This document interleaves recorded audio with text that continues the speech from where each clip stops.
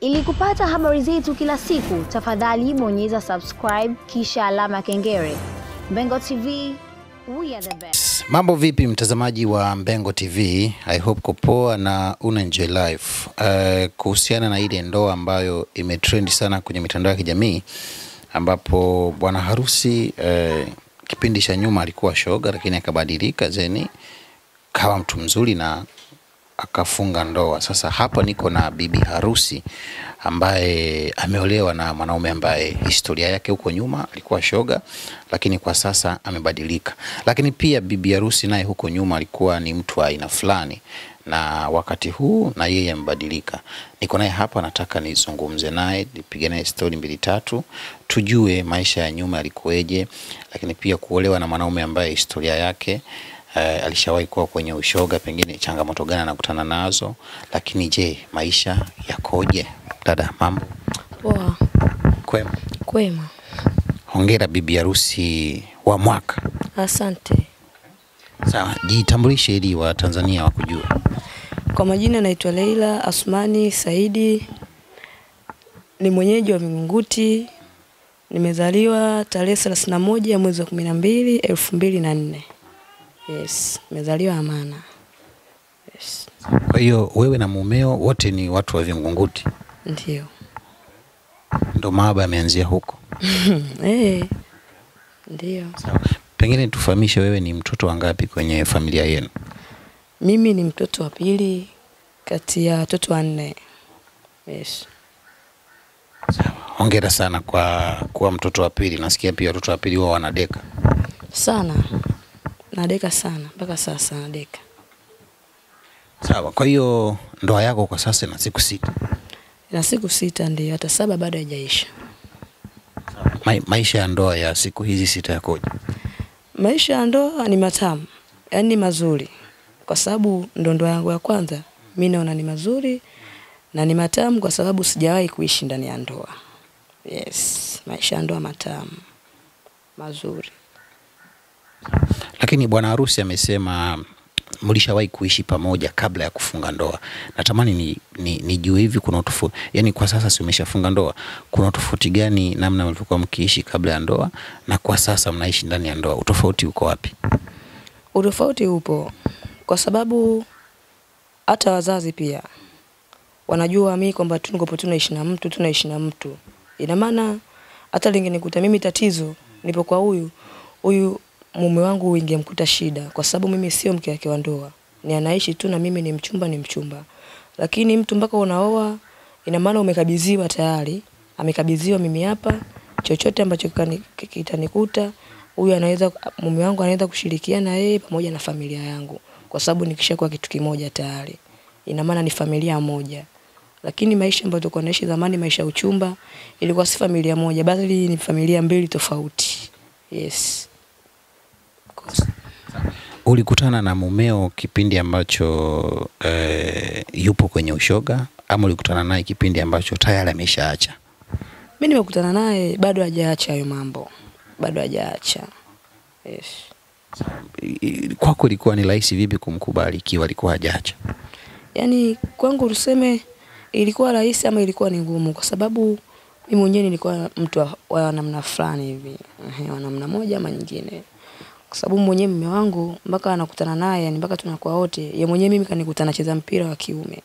Kwa nacheza mpira, nacheza soka. Kwa hiyo hata yeye mwenyewe pia alinipenda ndio, lakini kidogo kulikuwa kuna ugumu ndani yake. Kwa sababu siku za mbele ambazo tulikuwa tunaishi akawa amenipiga marufuku kabisa kwamba hataki mimi niendelee tena kucheza mpira. Yes. Kwa kuwa nampenda mwenyewe nimeachana na mpira taratibu. Yes. Sawa. Yeye alikupiga marufuku kucheza mpira na ulikubali. Pengine wewe ulikuwa unamwambia nini kuhusiana na tabia ya ushoga?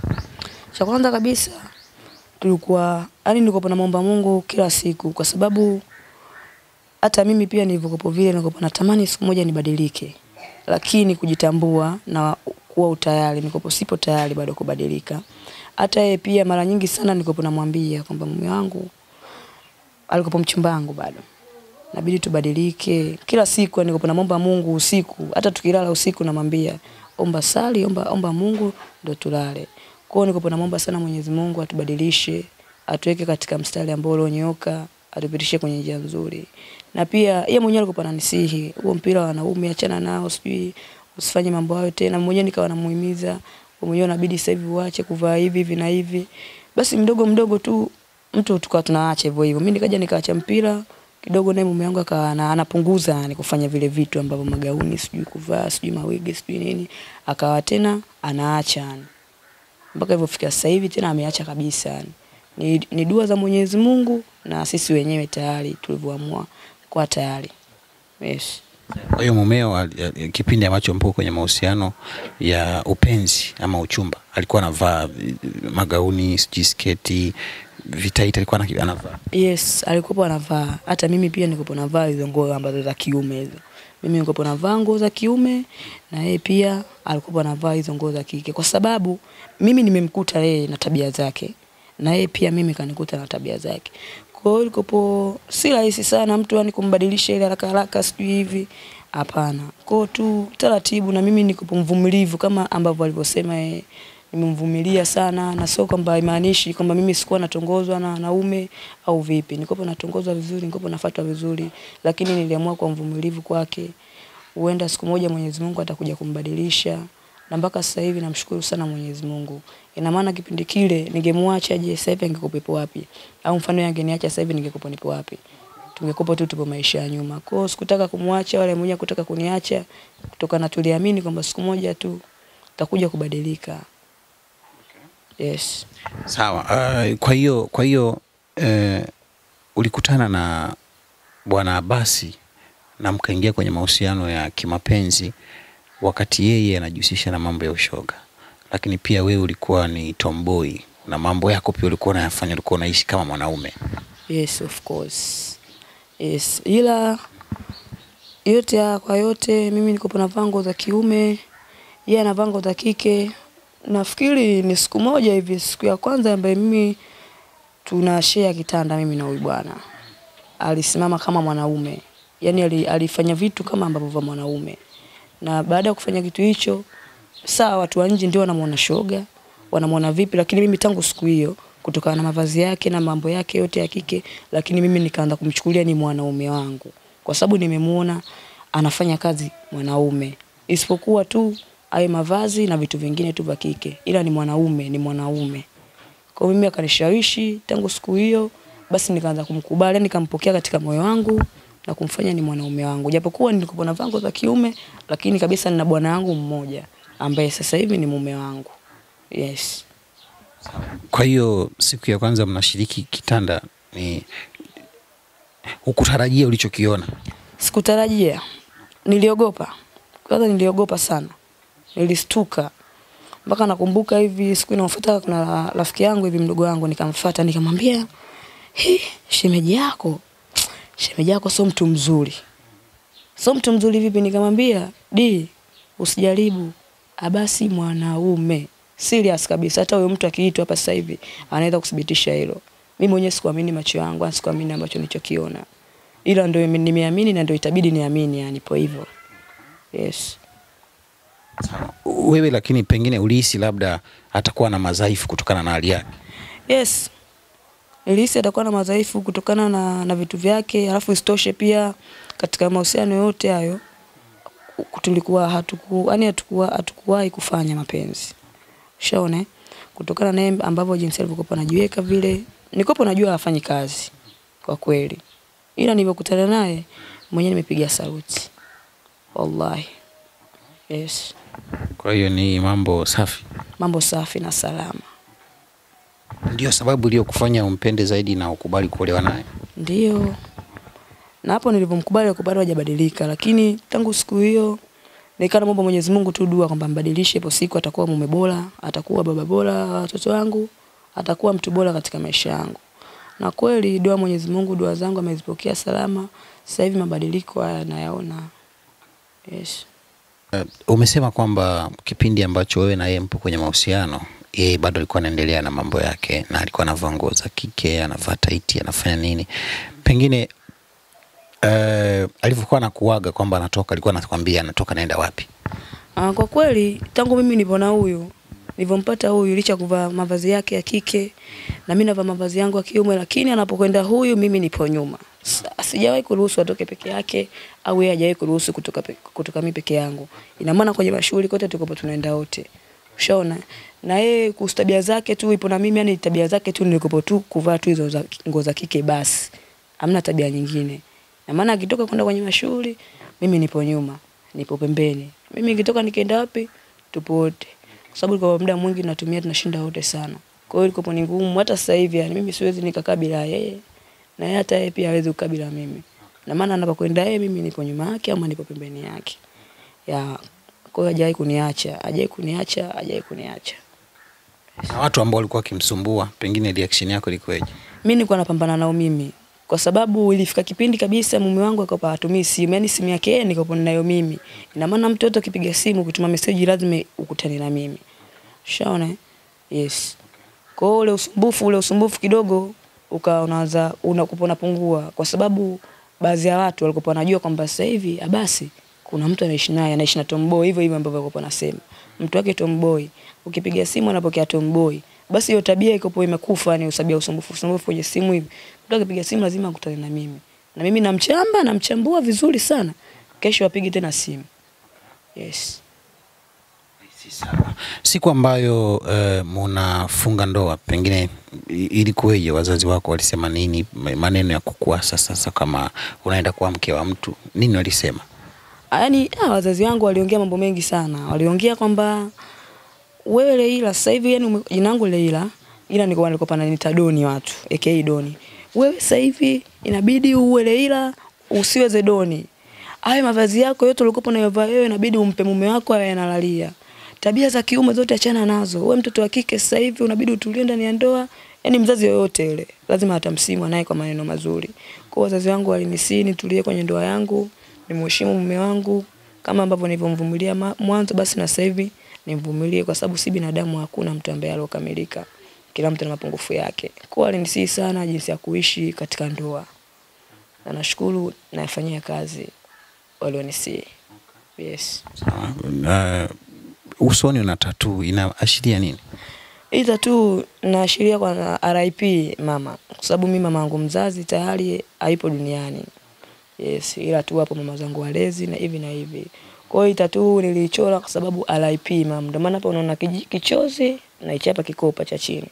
Inaashiria upendo wa mama. Yes.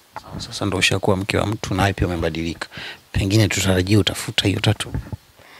Kama inawezekana kufuta, itabidi nifute, kwa sababu hata mwenyewe najutia kwa sasa tattoo, najutia kwa sasa, kwa sababu hata mtoto wako pia uweze kumchangia damu.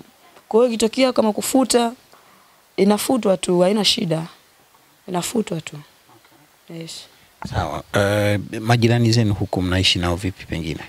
Huku majirani zetu sisi tunaishi nao vizuri, kwa sababu hatujai kuonesha tofauti, hatujai kuonesha changamoto yoyote, na tunaishi kama mke na mume.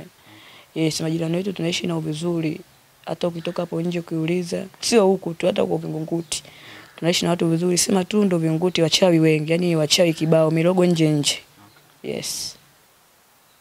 Sawa. Pengine baada ya ndoa yako kufungwa, hakuna ile maneno kwamba wewe mwanamke kweli noma, kakubali kuishi na mtu ambaye iko hivi na hivi na hivi? Hakuna maneno kama hayo, lakini pia majibu yako yanakuwa vipi ukikutana na hiyo hali? Yaani kwa kweli maneno ya kosi. Yaani maneno ya kosi, watu wananiambia wengine una roho ngumu, sijui hivi na hivi, maneno ya kosi. Mimi mzee nishika pamba masikioni, sisikii la mtu wala sioni la mtu. Kwa sababu kama kuongea walianza kuongea wazazi wangu, mpaka sasa hivi wenyewe wamelizika. Yaani mpaka wenyewe wamelizika sasa hivi mimi binti yao nimekuwa mke wa mtu. Kwa maneno ya binadamu, maneno ya pita njia, mimi hayaniumizi na wala ya nini. Mtu akija kuniletea mambo yasijua na muhusu mume wangu, mimi ndo namwambia mimi ndo nilomtuma akafanya hivyo. Yaani akija kuniletea neno lolote la umbea, sijui hivi kafanya hivi mume wako, mimi naambia ndo nilomtuma akafanya hivyo. Kwa short sitaki maneno.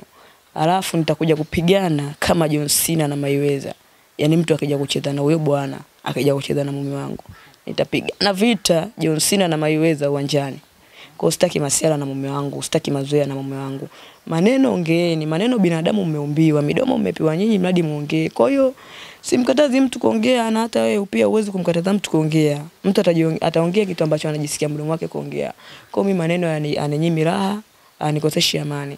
Yes, ndio zidi tu maneno yao yananifanya Mwenyezi Mungu mimi anifungulie njia ile kwa sahihi, anifungulie na riziki. Hayo maneno yao. Mimi kwangu neema tu, kwetu shangwe. Yes. Maisha yenu ya kila siku mnaendesha kwa shughuli gani? Mnafanya kazi gani? Yaani maisha yetu kwa kweli sisi tunaendesha kwa kodi. Yes, mume wangu pale kwao pale anapokea kodi pale. Kwa kama sisi tunaishi nyumba kupanga kama hivi, pale tunachukua kodi pale tunakuja kulipia huku. Ndani tuna mchele, tuna unga, tuna kila kitu, gesi ipo. Kwa mtu tu inakuwa navosi mboga mtu 1000 2000 uweze mtu kulala njaa. Mezali kila kitu ndani unacho. Hivyo yani maisha yetu sisi yanaenda, na kwa uwezo wa Mwenyezi Mungu, yani Mwenyezi Mungu pia anachangia si maisha yetu kwenda vizuri. Kwa sababu hatugongi kwa mtu wala twende kwa mtu kulia shida. Yes. Sawa. Una lipi sasa la kuambia wanawake wenzako ambao wapo wanawake ambao pengine na wenyewe wametafutwa na wanaume ambao nyuma walikuwa na historia hiyo, kama labda kuna mwanamke alitafutwa na mwanaume ambaye alikuwa na historia ya kuwa shoga.